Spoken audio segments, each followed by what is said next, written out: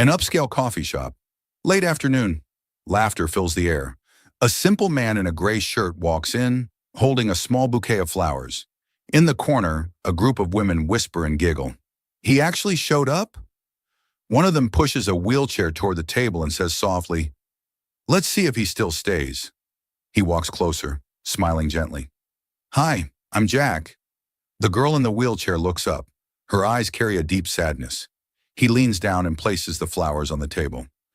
"They said this was a blind date, but I think they were wrong." Jack Turner is 38 years old. He's a single dad who runs a small auto repair shop on the edge of town. His hands are calloused from years of fixing engines and changing oil. His clothes are simple. His life is simple. But his heart, that's anything but ordinary. Jack's friends thought it would be fun to set him up on a blind date. They laughed about it over beers. They made jokes. They said he needed to get out more. What they didn't tell him was that it was all a prank, a cruel joke planned by people who used to be his friends. On the other side of town lives Clara Lane. She's 31. She's the CEO of Lane Corp, one of the fastest growing tech companies in the city. She's brilliant. She's ambitious.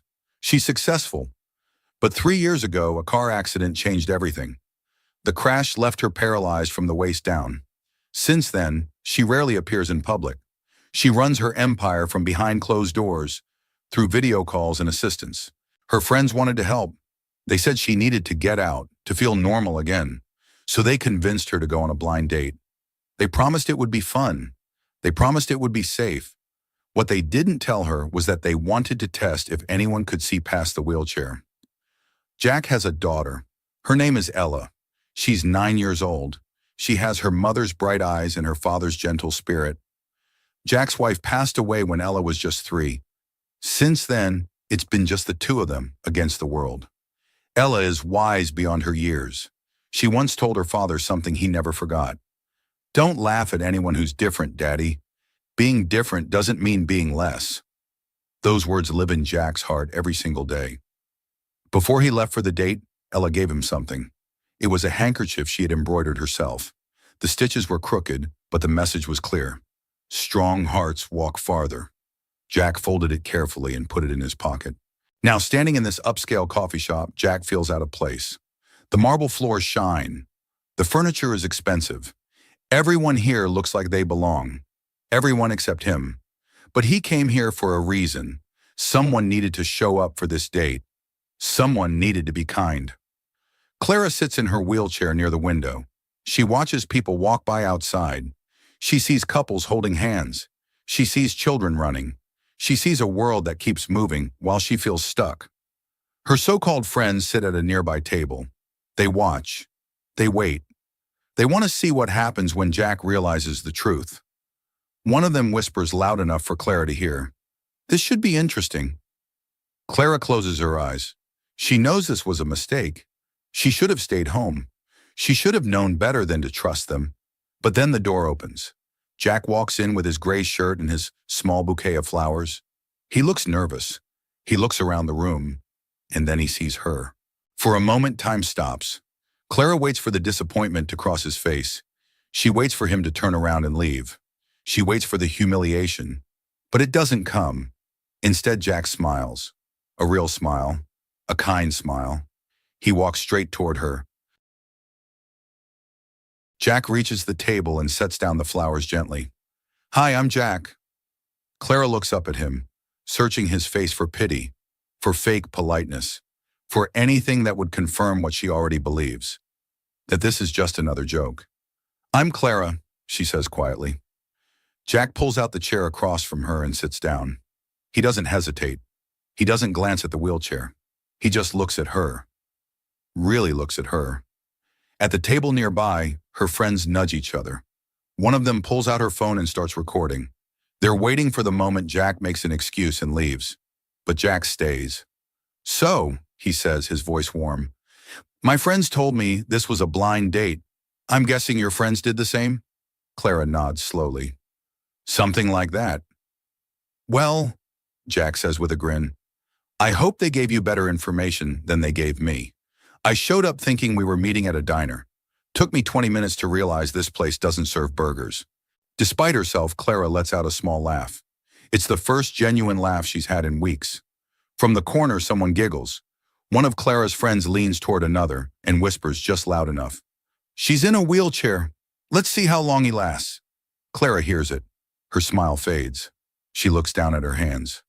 You don't have to stay, she says quietly. They were just trying to be funny. Jack's expression doesn't change. He leans forward slightly. Maybe they were, he says calmly. But I'm not leaving someone alone because of a joke. Clara looks up, surprised. There's something in his voice. Something solid. Something real. Jack starts talking about his daughter. He tells Clara how Ella loves to fold paper flowers, how she makes hundreds of them and leaves them all over the house, how he finds them in his toolbox, in his truck, even in his shoes.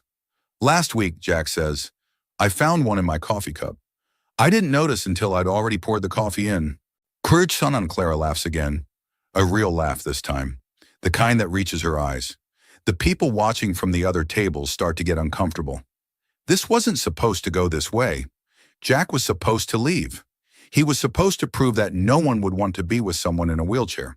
But Jack isn't leaving. He asks Clara about her work. He listens when she talks about her company. He doesn't interrupt. He doesn't try to fix anything. He just listens. At one point, Jack's phone rings.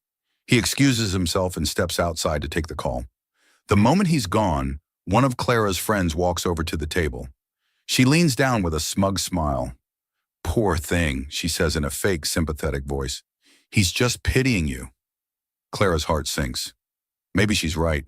Maybe this whole thing is just Jack being nice because he feels sorry for her. But then Jack walks back in. He must have heard the comment because he stops right next to the table. He looks at the woman who just spoke. No, Jack says firmly. I'm admiring her. The woman's face goes pale. She stammers something and walks away quickly. Jack sits back down like nothing happened. He picks up his coffee and takes a sip. Sorry about that, he says. My daughter wanted to make sure I wasn't embarrassing her. Clara stares at him. No one has stood up for her like that in years. No one has treated her like a person instead of a problem. Why are you being so kind to me? She asks.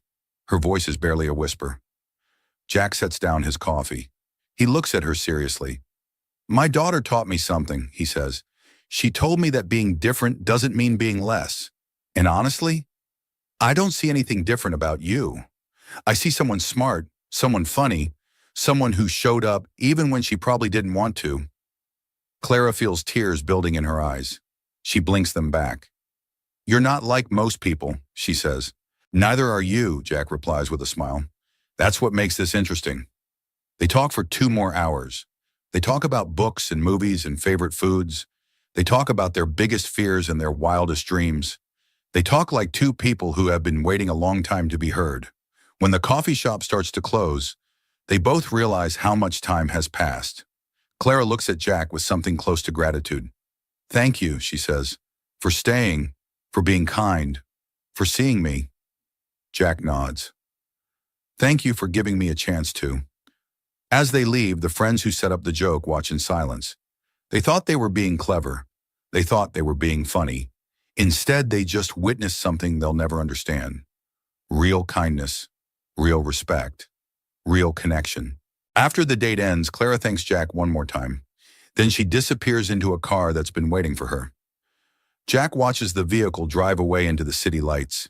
He stands there for a moment, holding the empty coffee cup. He thinks about her smile, about her laugh, about the way she looked at him when he said he was admiring her. Then he walks to his truck and drives home. He tells himself it was just 2 strangers being kind to each other at the wrong time. Nothing more, nothing less. Life goes on. Jack goes back to his repair shop. He fixes transmissions and changes brake pads. He picks up Ella from school. They eat dinner together. They do homework. They watch movies on the couch. 3 days pass. On Thursday morning, Jack gets a call. It's from a building management company downtown. They need someone to fix the elevator system in a corporate tower. It's a big job. Good money. Jack agrees immediately. He needs the work. The building is massive. All glass and steel. The kind of place where important people make important decisions. Jack feels out of place the moment he walks through the revolving doors. A woman in a sharp suit greets him at the security desk. "You're here for the elevator repair?" she asks. "Yes, ma'am," Jack says. "Follow me."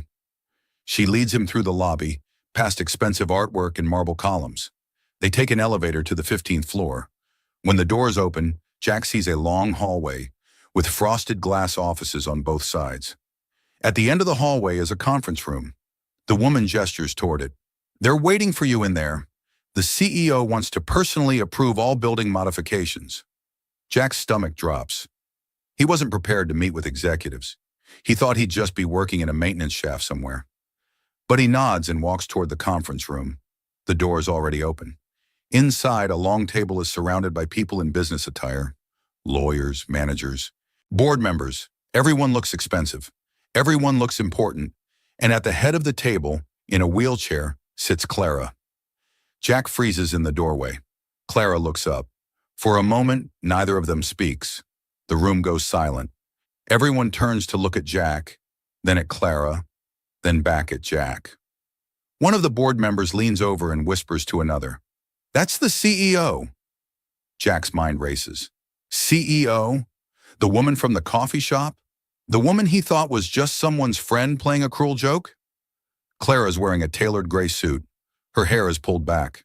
She looks powerful, professional, completely different from the vulnerable woman he met days ago. But her eyes are the same. Kind, searching, real. "Mr. Turner," Clara says, her voice steady. "Please come in." Jack steps inside, still holding his toolbox. He feels every eye in the room on him. He must look ridiculous. Work boots, stained jeans, a company shirt with his name stitched on the pocket. Clara gestures to an empty chair. "Please sit." Jack sits down slowly. He sets his toolbox on the floor. Clara looks around the table at her executives. Then she looks back at Jack. "Ladies and gentlemen," she says, "this is Jack Turner. We met a few days ago." Murmurs ripple through the room. Clara continues. Her voice is calm but firm. "Mr. Turner treated me like a person, not like a CEO, not like someone to pity, not like someone to fix. He treated me with dignity and respect, something I haven't experienced in a very long time." Jack doesn't know what to say. He just sits there listening. One of the executives clears his throat. "Ms. Lane, with all due respect, what does this have to do with the elevator repair?" Clara smiles slightly. "Everything." She wheels herself closer to the table and pulls out a folder. "For the past 6 months," Clara says, "we've been developing a new initiative, a humanitarian project focused on accessibility and dignity for people with disabilities. We've been searching for someone to lead it, someone who understands what dignity actually means." She looks directly at Jack. "I want Mr. Turner to lead this project."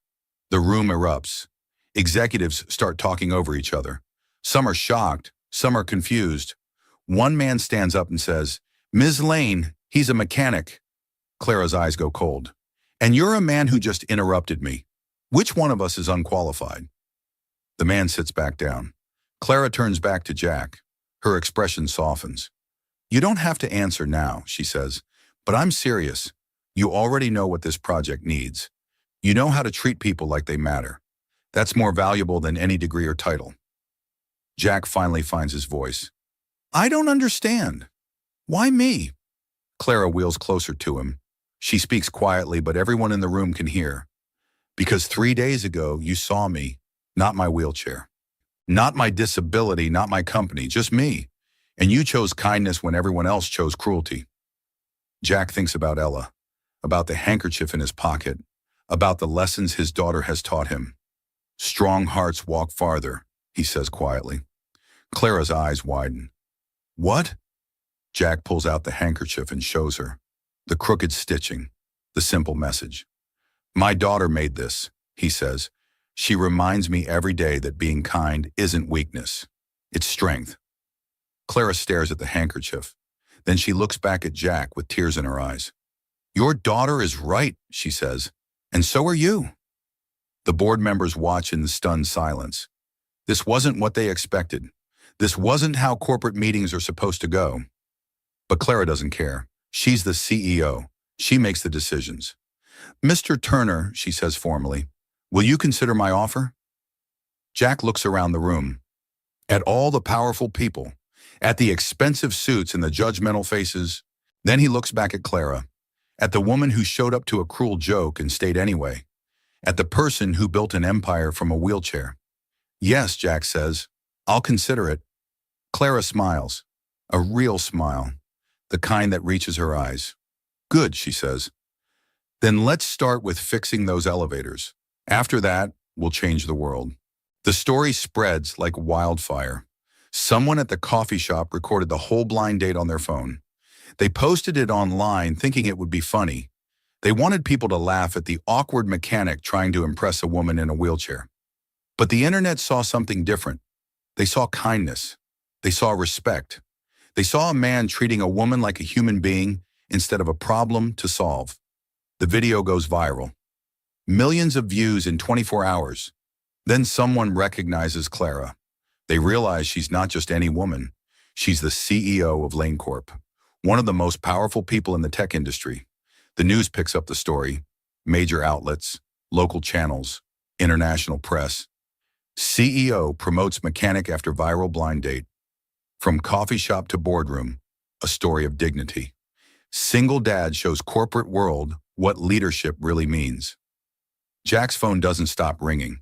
Reporters want interviews. Talk shows want him as a guest. His repair shop is suddenly flooded with customers who want to support him. His old customers tell everyone they know. "I've been going to Jack for years," they say proudly. "He's always been this way."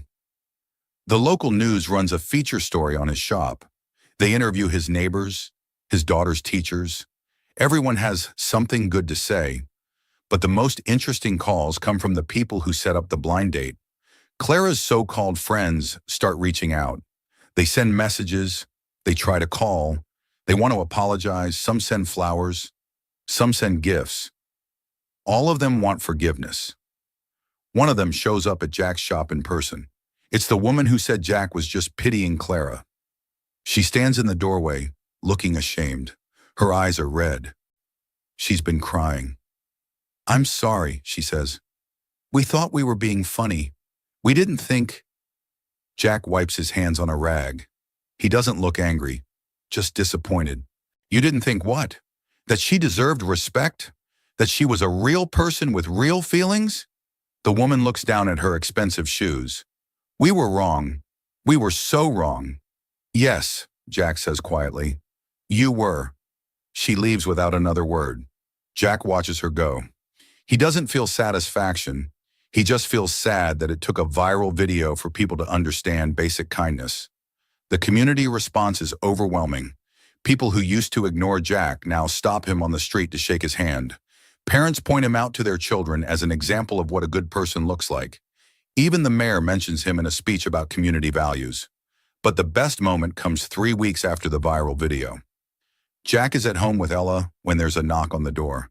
He opens it to find Clara on his doorstep. She's in her wheelchair, smiling. "Hi," she says. "I hope I'm not interrupting." Before Jack can respond, Ella runs to the door. "You're the lady from Daddy's phone," Ella says excitedly. Clara laughs. "I guess I am." Ella kneels down to Clara's level. "Did my daddy make you smile?" Clara looks at Jack, then back at Ella. "Your daddy reminded me that I still can." Ella grins. "That's because he has a strong heart. Strong hearts walk farther. I taught him that." Clara's eyes fill with tears. "You're absolutely right, and you're very wise." "I know," Ella says matter-of-factly. Then she hugs Clara without hesitation. Clara freezes for a moment. Then she wraps her arms around the little girl and holds on tight. She can't remember the last time someone hugged her without treating her like she might break. Jack watches from the doorway. His heart feels full. That evening, the three of them sit in Jack's backyard. They eat pizza, they laugh, they tell stories. Ella falls asleep on Clara's lap. Clara looks down at the little girl, then up at Jack.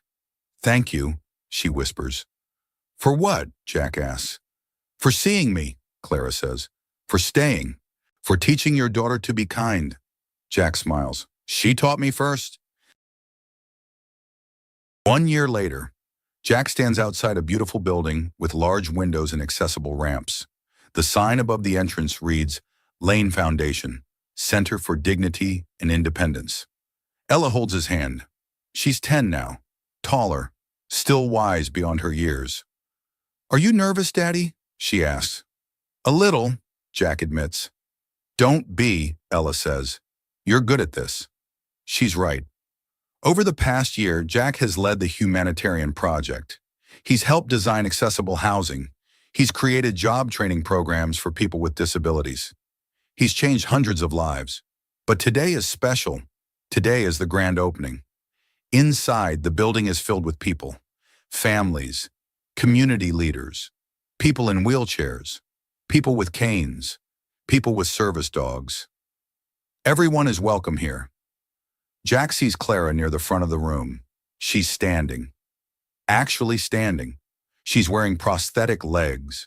She's worked for months in physical therapy to get to this point. She still uses her wheelchair most days, but today she wanted to stand.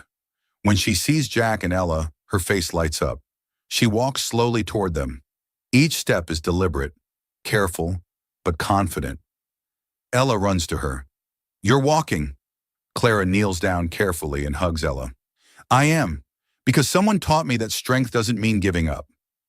She looks up at Jack. Thank you for everything. Jack helps her back to her feet.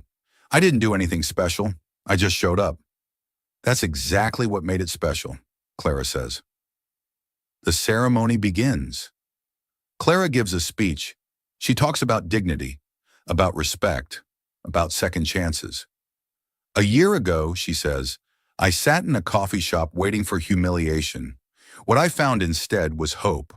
One man showed me that kindness isn't pity, it's power, and that power can change the world. She gestures to Jack. This man didn't see a CEO. He didn't see a wheelchair. He saw a person. And because of that, hundreds of people now have a place where they're seen too. The crowd applauds. Jack feels his face getting hot. He's not used to this kind of attention. After the ceremony, the three of them walk to a nearby lake. Clara uses her wheelchair now. She's tired from standing, but happy. They sit by the water. The sun is setting. The sky is painted orange and gold. Clara looks down at her prosthetic legs. The metal catches the light. It shines like hope, like possibility, like a second chance at life. They thought they were making fun of me, Jack says quietly. But life was setting up something far better. Clara reaches over and takes his hand. Ella takes Clara's other hand. They sit together as the sun disappears below the horizon. Three people who were broken in different ways. Three people who found each other when they needed it most. Three people who proved that kindness can rewrite destiny. Subscribe if you believe kindness can rewrite destiny.